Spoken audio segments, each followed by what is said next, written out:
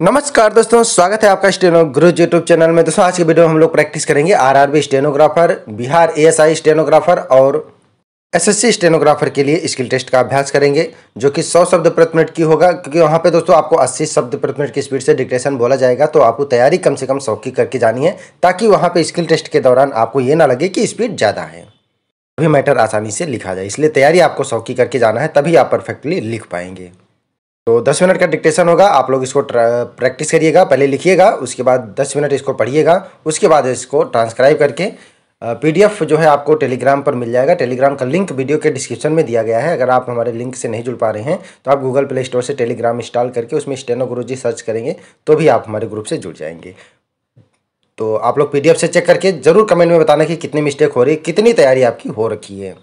Video पसंद आए तो वीडियो को लाइक कर देना, चैनल पर पहली बार आए हैं तो सब्सक्राइब करके नोटिफिकेशन बेल ऑन करना, जिससे इंपॉर्टेंट वीडियो आपसे मिस ना हो। इसके अलावा दोस्तों अगर आप डेली डिक्टेशन चाहते हैं तो आप चाहें तो हमारे चैनल का मेंबरशिप ले सकते हैं, हमारे पेड ग्रुप को ज्वाइन कर सकते हैं। अधिक जानकारी के लिए आप हमें मेल कर सकते हैं। हमारी मेल ID है studyforstenographer@gmail.com। तो ज़्यादा समय ना लेते हुए चलिए शुरू करते हैं। डिक्टेशन को सुनना है, लिखना है, मन में बिल्कुल नहीं दोहराना है। जो भी आउटलाइन या बहुवचन बनाने में दिक्कत हो रही है आप उसमें मात्रा लगा सकते हैं और आउटलाइन का अभ्यास कर सकते हैं। तो रेडी 5 सेकेंड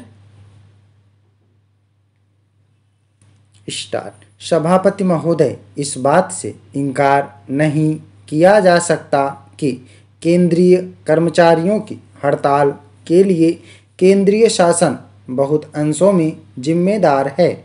वेतन आयोग की रिपोर्ट के प्रकाशन के पश्चात जिम्मेदार कर्मचारियों के परामर्श के बिना ऐसे परिवर्तन किए गए जो कर्मचारियों के हितों के प्रतिकूल थे।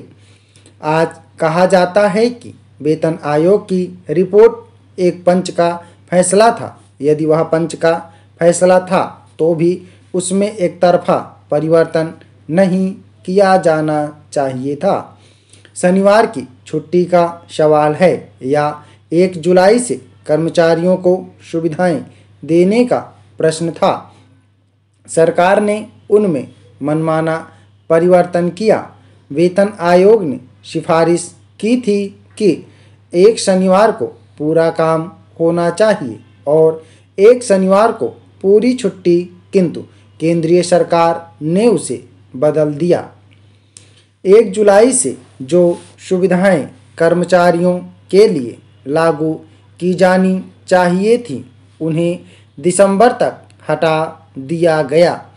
मैं नहीं समझता कि केंद्रीय सरकार ने उस रिपोर्ट को अवार्ड मानकर अपना कार्य आरंभ किया, और अगर यह मान भी लिया जाए कि वेतन आयोग की रिपोर्ट एक अवार्ड था, तो इस प्रकार के उदाहरण मौजूद हैं कि जब सरकार ने अवार्डों में परिवर्तन किया है। बैंक अवार्ड में परिवर्तन के विरुद्ध श्री गिरी ने अपने पद से त्यागपत्र दे दिया था। यदि बैंकों के मिल मालिकों के पक्ष में किसी अवार्ड में परिवर्तन हो सकता है तो कोई कारण नहीं है कि 22 लाख कर्मचारियों के हितों का विचार रखते हुए अगर पे कमीशन की रिपोर्ट एक अवार्ड थी तो उसमें भी कोई संशोधन क्यों नहीं किया जा सकता था। लेकिन मुझे शिकायत है कि सरकार ने उसे अवार्ड नहीं माना, और यह शिकायत हमारे इंटक के नेताओं को भी है कि कमीशन ने कुछ ऐसी सिफारिशें की थीं जो पहले कमीशन की सिफारिशों के खिलाफ जाती थीं। पे कमीशन की रिपोर्ट में कुछ ऐसी भी सिफारिशें थीं जिनमें कर्मचारियों की सुविधाओं में जो उन्होंने वर्षों तक संघर्ष करने के पश्चात प्राप्त की थी, कटौती कर दी गई थी। क्या यह स्वाभाविक नहीं था कि सरकार उन सिफारिशों को लागू करने से पहले केंद्रीय कर्मचारियों के प्रतिनिधियों को वार्ता के लिए बुलाती? क्या पहले पे कमीशन की रिपोर्ट एक अवार्ड नहीं थी? क्या उसमें जो महंगाई भत्ते के संबंध में सिफारिश की गई थी उसे सरकार ने लागू किया? इसके बारे में मंत्री जी ने स्पष्ट उत्तर नहीं दिया। श्रीमान, क्या महंगाई भत्ते के संबंध में जो सिफारिश की गई थी उसे सरकार ने लागू किया? क्या उस सिफारिश को लागू करने के लिए जिस प्रकार की मशीनरी की स्थापना की जानी चाहिए थी वह की गई? हमारी सरकार ने पहले पे कमीशन की रिपोर्ट को खटाई में रखा क्योंकि वह कर्मचारियों के हित में जाती थी और दूसरे पे कमीशन की रिपोर्ट को पंच परमेश्वर का फैसला कहकर लागू करने की कोशिश की।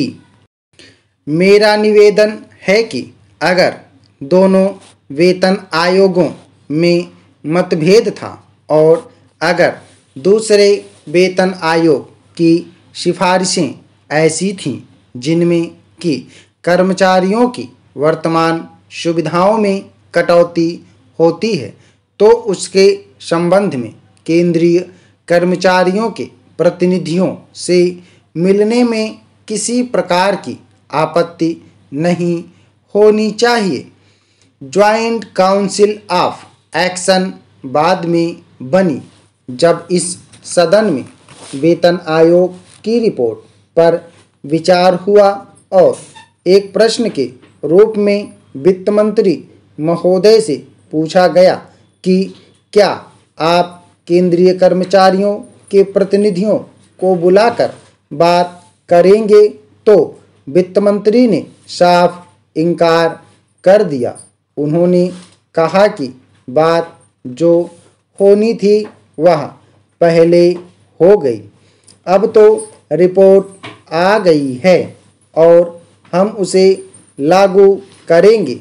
मेरा निवेदन है कि यह रवैया बहुत ही गलत था और इसलिए केंद्रीय सरकार इस हड़ताल को निमंत्रण देने के लिए जिम्मेदार है। मैं समझता हूं कि हमारे प्रधानमंत्री जी जानते थे कि वित्त मंत्री जी ने केंद्रीय कर्मचारियों के प्रतिनिधियों से मिलने से इनकार कर दिया है। उस समय हड़ताल की कोई बात नहीं थी और शायद लोगों के दिमाग में हड़ताल का विचार ही नहीं था और अगर उसी समय केंद्रीय कर्मचारियों के प्रतिनिधियों से सरकार की बातचीत हो जाती तो हड़ताल की नौबत न आती, मगर सरकार ने हठधर्मी का रुख अपनाया जिसका परिणाम यह हुआ कि हमें हड़ताल के दुर्भाग्य का सामना करना पड़ा। मैं हड़ताल को दुर्भाग्य कहता हूँ। यह केंद्रीय सरकार के लिए भी दुर्भाग्य की बात थी और जिनके हाथों में केंद्रीय कर्मचारियों का नेतृत्व था उनके लिए भी दुर्भाग्य की बात थी कि हमको देश में हड़ताल का दृश्य देखना पड़ा। लेकिन मेरा निवेदन है कि अगर सरकार चाहती तो हड़ताल को टाल सकती थी। मैंने केंद्रीय कर्मचारियों के नेताओं से बातचीत की। वे नहीं समझे थे कि हड़ताल करनी पड़ेगी, यहाँ तक कि उन्होंने हड़ताल की तैयारी भी नहीं की थी, न हड़ताल के लिए प्रोत्साहित किया। सभापति महोदय, मेरा निवेदन यह है कि हमारे प्रधानमंत्री जी ने रेडियो पर भाषण दिया, उसका कर्मचारियों पर बड़ा प्रभाव हुआ क्योंकि उसमें भावुकता थी। उसमें उन्होंने 2 तस्वीरें खींची थीं, एक हिमालय की चोटी पर काम करने वाले जवानों की तस्वीर और दूसरी मैदानों में दफ्तरों में काम करने वाले कलम की तलवार से जूझने वाले कर्मचारियों की तस्वीर थी। मुझे खेद है कि ये तस्वीरें उन्होंने इस तरह से पेश की थीं कि सेना में काम करने वालों और सिविल एम्प्लॉयज के बीच में एक दरार खड़ी कर दी। यह देश के लिए बड़े ही दुर्भाग्य की बात थी। जो भी कर्मचारी हैं वे सब सरकार के कर्मचारी हैं, देश के सेवक हैं। उनमें इस तरह का कोई भेदभाव नहीं किया जाना चाहिए। और मेरा यह निवेदन है कि 2 तस्वीरें केवल पहाड़ की चोटी पर तैनात जवानों को मिल सकती हैं। जवानों और अफसरों की तनख्वाहों के बीच में भारी अंतर पहाड़ की चोटी पर भी मिल सकता है और मैदानों में भी मिल सकता है। अगर सरकार मानती है कि एक कर्मचारी का न्यूनतम वेतन निश्चित किया जाना चाहिए, तो मेरा कहना है कि अधिक से अधिक वेतन भी निश्चित किया जाना चाहिए। क्या सभी पार्टियां इस बात से सहमत हैं कि एक दूसरे की आमदनी का अंतर 1 और 10 के बीच में होना चाहिए? और अगर आप मान भी लेते हैं कि आमदनी में 1 और 10 का अंतर ना होकर आज की परिस्थिति में 1 और 20 का अंतर होना चाहिए, तो भी अधिक से अधिक वेतन और कम से कम वेतन निश्चित किया जाना चाहिए। स्टॉप। ओके दोस्तों, आप लोग इसको प्रैक्टिस करिएगा। 100 शब्द प्रति मिनट की स्पीड से है। ट्रांसक्राइब जरूर करिएगा। जब तक ट्रांसक्राइब नहीं करेंगे तब तक पता नहीं चलेगी आपकी गलती कितनी हो रही है। ठीक है, अगर 80 वाले की स्पीड छूटती है तो 10 बारी डिक्टेशन लिखेंगे, जरूर प्रैक्टिस कर लेंगे। ठीक है, कोशिश जरूर करिए। उम्मीद करता हूं दोस्तों वीडियो आपको पसंद आया होगा, तो वीडियो को लाइक कर देना और अपने दोस्तों के साथ भी शेयर करिएगा ताकि वो भी इसका लाभ ले सकें। और चैनल को सब्सक्राइब करना मत भूलिएगा, जिससे आपको डेली डिक्टेशन और उसका PDF मिल सके। PDF दोस्तों आपको हमारे टेलीग्राम पर मिल जाएगा। टेलीग्राम का लिंक वीडियो के डिस्क्रिप्शन में दिया गया है। अगर आप हमारे टेलीग्राम से नहीं जुड़े हैं तो आप टेलीग्राम गूगल प्ले स्टोर से इंस्टॉल करके उसमें स्टेनो गुरुजी सर्च करेंगे तो भी आप हमारे टेलीग्राम ग्रुप से जुड़ जाएंगे और वहाँ से PDF डाउनलोड कर पाएंगे। अगर इस ई बुक का दोस्तों अगर आपको पूरा PDF चाहिए तो वीडियो के डिस्क्रिप्शन में लिंक दिया गया है। और दोस्तों अगर आप डेली डिक्टेशन चाहते हैं तो आप चाहें तो हमारे चैनल का मेंबरशिप ले सकते हैं या हमारे पेड ग्रुप को ज्वाइन कर सकते हैं। अधिक जानकारी के लिए आप हमें मेल कर सकते हैं। हमारी मेल ID है studyforstenographer@gmail.com।